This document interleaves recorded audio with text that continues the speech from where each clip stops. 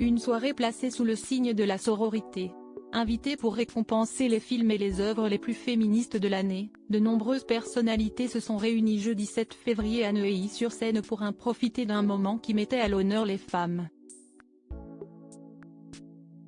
Et parmi les plus célèbres des convives, Amel Bent est apparue particulièrement sublime alors que la chanteuse se montre peu ces derniers temps.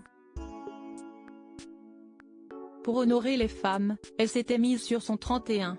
Invitée, comme d'autres personnalités, à remettre les trophées Media Club L 2024, Amel Bent avait mis les petits plats dans les grands, les cheveux coupés au carré. La chanteuse est arrivée dans une tenue spectaculaire. Une combinaison noire et blanche au décolleté ultra profond. Amel Bent en retrait médiatique depuis plusieurs mois, très sensuelle dans cette tenue qui mettait son corps en valeur. La maman de Sophia, 8 ans, Anna, 6 ans, et Zayn, presque 2 ans, était rayonnante et a pris la parole sur scène, avant de chanter certains de ses plus grands titres. Probablement ravie de mettre les femmes en valeur, elle a également posé avec l'actrice France Zobeda et avec Florence Sandy, la présidente de Media Club L. Cette sortie d'Amel Bent est particulièrement remarquée. Pas seulement pour sa nouvelle coupe de cheveux, elle ne les a jamais eu aussi courts, mais aussi parce que la chanteuse s'est mise en retrait de la vie médiatique il y a quelques mois. La route s'arrête là pour moi, mais je vous retrouverai sur le chemin, car votre amour est ma boussole, avait-elle écrit sur ses réseaux sociaux, annonçant se concentrer sur la réalisation de son prochain album. Lors de cette soirée, Amel Bent a laissé la parole à une autre femme influente de son milieu, la présentatrice Flavie Flament, très souriante elle aussi.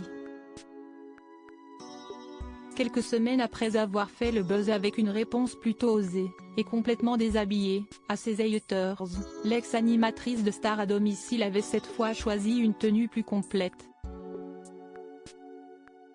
Et comme toujours, a marqué par son élégance et par son sourire. Parmi les autres invités, on trouvait la chanteuse et actrice de Camping Paradis Princess Erika.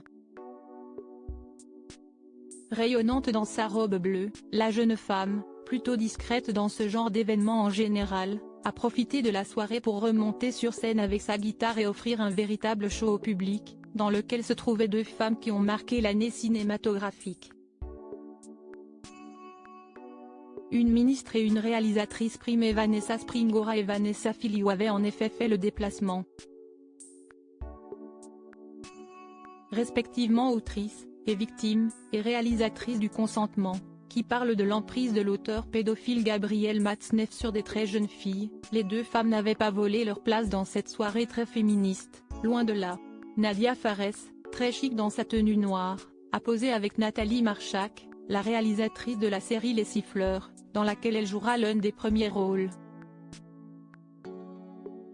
Enfin, les actrices Sylvie Audecoeur et Fanny Ried-Berger étaient elles aussi conviées et ont pu retrouver Aurore Berger, ministre chargée de l'égalité entre les hommes et les femmes, qui a elle-même fait un discours.